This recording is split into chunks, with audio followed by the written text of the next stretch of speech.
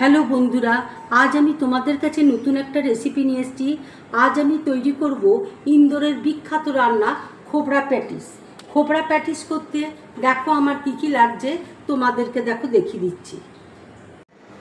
এখানে দেখো আলুকে সেদ্ধ করে আমি গ্রেট করে নিয়েছি। কিশমিশকে দেখো ছোট ছোট টুকরো করে নিয়েছি। ধনেপাতা কুচি আছে। কাজুকে দেখো ছোট ছোট টুকরো করে নিয়েছি। গরম মশলা গুঁড়ো রয়েছে, নারকেল কোড়া রয়েছে, এখানে দেখো আমচুর রয়েছে, ব্ল্যাক পেপার আছে, চিলি ফ্লেক্স আছে, চালের গুঁড়ো রয়েছে, কর্নফ্লাওয়ার রয়েছে, নুন রয়েছে, এখানে দেখো তেল রয়েছে। এবার দেখো প্লেটের মধ্যেই এই নারকেল কোড়াকে আমি নিয়ে নিলাম, গরম মশলা গুঁড়ো নিয়ে নিলাম, চিনি নিয়ে নিলাম, কিশমিশ কুচি দেখো নিয়ে নিয়েছি, ধনেপাতা কুচি নিয়ে নিচ্ছি, কাঁচা লঙ্কা কুচি নিয়ে নিচ্ছি, কাজু দেখো নিয়ে নিচ্ছি, গরম মশলা গুঁড়ো দেখো নিয়ে নিচ্ছি। এবার দেখো লেবুর রস দিয়ে দিচ্ছি, আন্দাজ মতো দেখো নুন দিয়ে দিচ্ছি। এবার দেখো সব একসাথে আমি মেখে নিচ্ছি।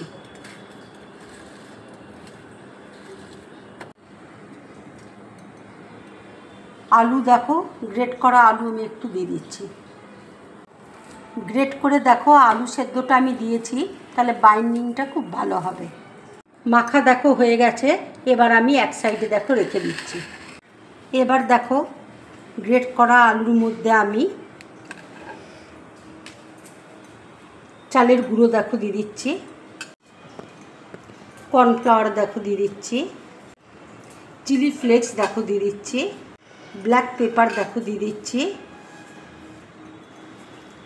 আন্দাজ মতো দেখো নুন দিয়ে দিচ্ছি।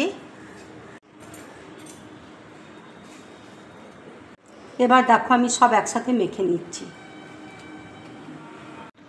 অল্প করে দেখো তেল দিয়ে দিচ্ছি। মাখা দেখো হয়ে গেছে। এবার দেখো আমি লেচি কেটে নিচ্ছি।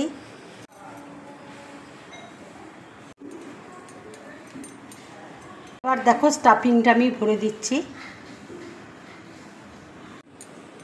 ঠিক এইরকম দেখো হবে।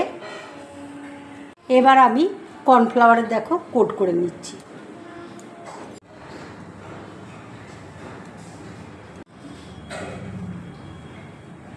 আর একটা দেখো করে তোমাদেরকে দেখাচ্ছি। এবার দেখো কর্নফ্লাওয়ারে আমি কোট করে নিচ্ছি। সব প্যাটিসগুলো দেখো আমার রেডি হয়ে গেছে। কড়াইয়ে দেখো তেল বসিয়েছি, তেল দেখো গরম হয়ে গেছে। এবার আমি এক এক করে তেলের মধ্যে ছেড়ে দেবো। এটা মিডিয়াম ফ্লেমে ভাজবে, তাহলে ভাজাটা খুব ভালো হবে। বন্ধুরা, তোমরা এইভাবে প্যাটিস বানিয়ে বাড়িতে খাবে, খেয়ে আমাকে অবশ্যই কমেন্টস করে তোমরা জানাবে তোমাদের কেমন লাগলো। ভাজাটা দেখো হয়ে গেছে। এবার আমি একটা প্লেটের মধ্যে তুলে নিচ্ছি। এই রকম প্যাটিস বানিয়ে তোমরা ধনেপাতার চাটনি কিংবা তেঁতুলের চাটনি কিংবা সসের সাথে খাবে, খুব ভালো লাগবে খেতে।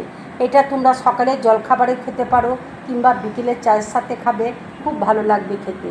যদি আমার এই রেসিপিটা তোমাদের ভালো লাগে তাহলে লাইক করবে, শেয়ার করবে আর ড্রিম ব্লগ চ্যানেলটাকে সাবস্ক্রাইব করবে। তোমরা বেশি করে কমেন্টস করবে, তাহলে আমার খুব ভালো লাগবে। নমস্কার।